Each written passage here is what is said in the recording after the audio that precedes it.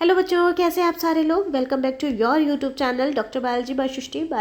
मैं हूँ आपकी सृष्टि मैम। और हमने जो डिस्कस किया था बेटा, आपका पूरा पॉलन पार्ट कंप्लीट कर लिया था। ठीक है, इवन हमने ये देख लिया था कि 2 सेल स्टेज क्या होती है और 3 सेल स्टेज भी क्या होती है। होप आपको याद हो और आपने क्वेश्चंस भी उससे किए होंगे। ठीक है, और आज जो हमारा टॉपिक स्टार्ट होने वाला है वो स्टार्ट होने वाला है फीमेल पार्ट। ठीक है, और हम फीमेल पार्ट में को हम क्या बोलते हैं बेटा, गाइनोशियम बोलते हैं। और यही हमारा स्टार्ट होने वाला है कि कैसे इसमें वो आपका गैमेट बनेगा। ठीक है, तो शुरू करते हैं अपना फीमेल रिप्रोडक्टिव ऑर्गन। देखो बेटा, मैंने आपको पहले बताया था कि ये जो ये मैंने आपका एक स्ट्रक्चर ड्रॉ किया है फीमेल रिप्रोडक्टिव ऑर्गन का। तो ये वाला जो स्ट्रक्चर है ये आपका कहलाता है स्टिग्मा, ये आपका स्ट्रक्चर कहलाता है स्टाइल, और ये आपका स्ट्रक्चर कहलाता है ओवरी। इन सबको मिला के ये हो गया आपका पिस्टल, ये हो गया आपका कार्पल। मींस हम कभी कभी कुछ बुक्स पिस्टल कहती है और कुछ बुक कार्पल कहती है, तो मैंने दोनों नाम लिखे हुए हैं। फिर इसी चीज़ को हमने गाइनोशियम बोल दिया है, और गाइनोशियम के बाद क्या आ गया, फीमेल रिप्रोडक्टिव ऑर्गन वाला पार्ट आ गया। ठीक है, इतना क्लियर है। अब हम अगर बात करें कि फीमेल रिप्रोडक्टिव ऑर्गन के 2 नाम पड़ जाते हैं, पर वो किस बेसिस पे पड़ते हैं बेटा, या तो अगर उसके अंदर एक पिस्टल हो, या फिर अगर मोर देन 1 पिस्टल है तो उसके नाम डिफर हो जाते हैं। अगर जैसे हम बात करते हैं एक पिस्टल की बात करें, किसकी बात करें, एक पिस्टल की बात करें, तो एक पिस्टल से उसका नाम पड़ जाता है बेटा मोनोकार्पलरी। ठीक है, और यहाँ पे मल्टी कार्पलरी पड़ जाता है क्योंकि उसके मल्टीपल नाम है, जैसे मोर देन 1 पिस्टल। ठीक है, तो मोर देन है, एक से ज़्यादा है, इसलिए उसको मल्टी कार्पलरी और मोनोकार्पलरी कहते हैं।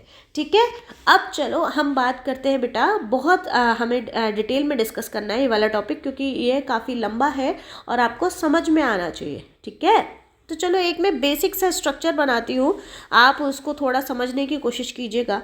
ये हो गया हमारा स्टिग्मा वाला पार्ट, और ये हो गया हमारा स्टाइल वाला पार्ट। ठीक है, और ये हो गया हमारा, अच्छा, ओव्यूल के बेसिस पे काफ़ी सारे पार्ट में भी डिवाइड है, आपकी एनसीईआरटी में भी दे रखा है, हम वो भी डिस्कस करेंगे बेटा, आप टेंशन मत लीजिएगा, सारे पॉइंट्स मुझे याद है और हम सब एक एक करके डिस्कस करेंगे। तो हमने इसको तो बोल दिया बेटा, क्या ये हो गया हमारा स्टिग्मा। ठीक है, ये हो गया बेटा हमारा स्टाइल, और ये हो गया हमारा ओवरी। अब ओवरी के अंदर जैसा आपको ओवरी दिखती है बेटा, ऐसे होती नहीं है ओवरी।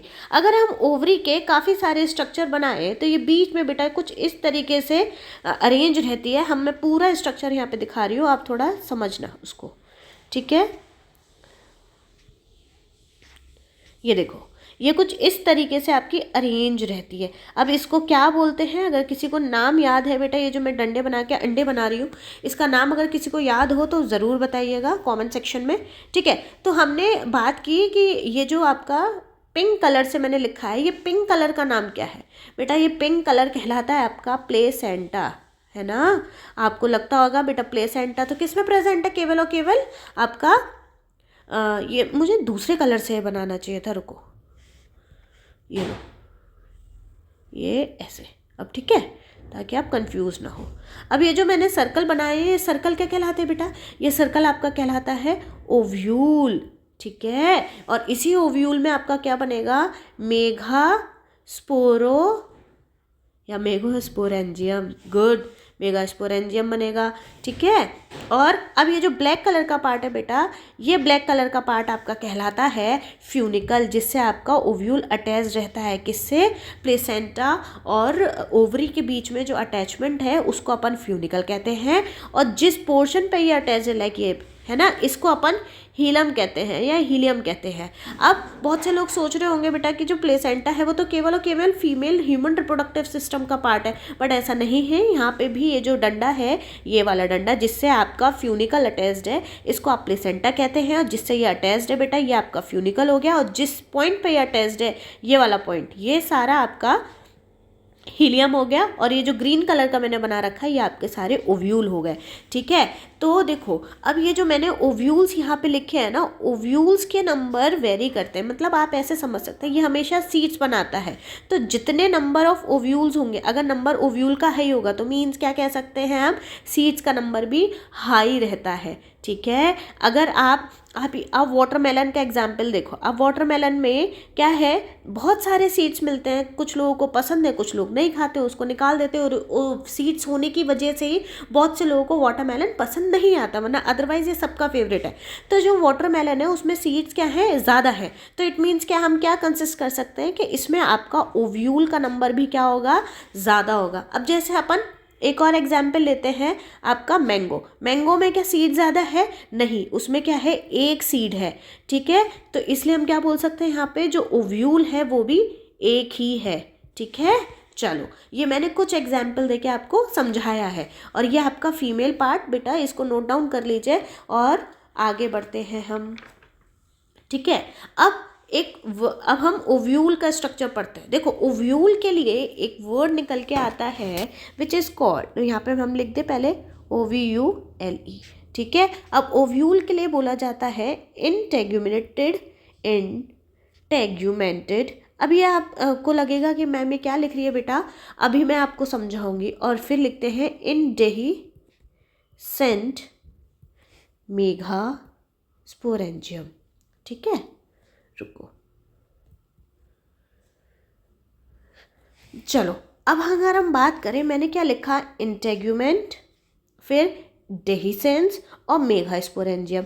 तो मैंने बोला था बेटा कि जब भी मेगा वर्ड आता है आपको समझना क्या है, इसमें फीमेल पार्ट, और जब भी इंटेग्यूमेंट्स आएंगे, इंटेग्यूमेंट जब हम अपन स्ट्रक्चर बनाएंगे तब आपको पता चलेगा। ये अगर आपका ओव्यूल है तो इसके ऊपर ये जो ऐसे लेयर पड़ी रहती है इसको अपन बोलते हैं इंटेग्यूमेंट्स, ठीक है।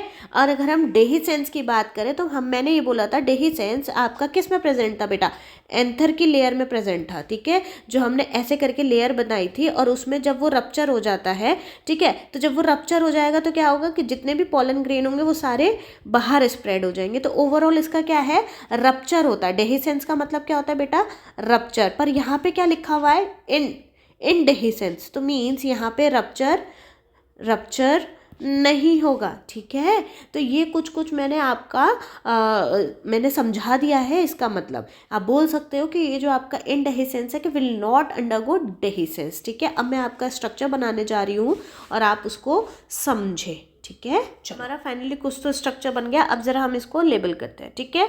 तो अगर हम इसकी बात करते हैं बेटा, तो ये आपका कहलाता है MMC। क्या कहलाता है, MMC। अब ये MMC क्या है वो हम आगे डिस्कस करेंगे, ठीक है। और ये जो ग्रीन कलर के क्यूट से स्ट्रक्चर बनाया है इसको बोलते हैं न्यूक्लियस। बेटा ये न्यूक्लियस नहीं है, इट्स कॉल्ड न्यूक्लियस।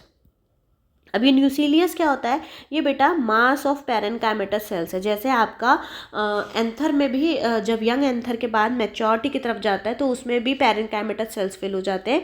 यहाँ पे भी बेटा आपके पैरेनकाइमेटस सेल्स फिल हो जाते हैं, ठीक है। तो ये क्या है, आपके पैरेनकाइमेटस सेल्स, ठीक है। अगर ये क्या आ गए आपके, फिर से यहाँ पे लिख देती हूँ, इंटेग्यूमेंट्स क्या है बेटा, अभी मैंने बोला था इंटेग्यूमेंटेड है ना, बोला था ना ओव्यूल को, तो वही चीज़ यहाँ पे लिख देते हैं कि ये इंटेग्यूमेंट्स है, ठीक है। अब ये क्या करते हैं बेटा, ये आपका प्रोटेक्टिंग है, मीन्स ये आपका क्या करेंगे, प्रोटेक्टिव। क्या करेंगे बेटा, ये प्रोटेक्टिव। अब हम अगर बात करें बेटा इस साइड की, तो ये वाला जो साइड कहलाता है ये आपका कहलाता है चलाजल एंड। कौन सा एंड कहलाता है, चलाजल एंड। और ये वाला जो एंड कहलाता है जहाँ पे डिसकंटिन्यूअस है, ठीक है, इसको अपन बोलते हैं माइक्रो पाइलर एंड। इतना क्लियर है। और फ्यूनिकल, ठीक है, यहाँ पे सारे पॉइंट्स मेंशन कर दूंगी। फ्यूनिकल से शुरू करते हैं, राइट।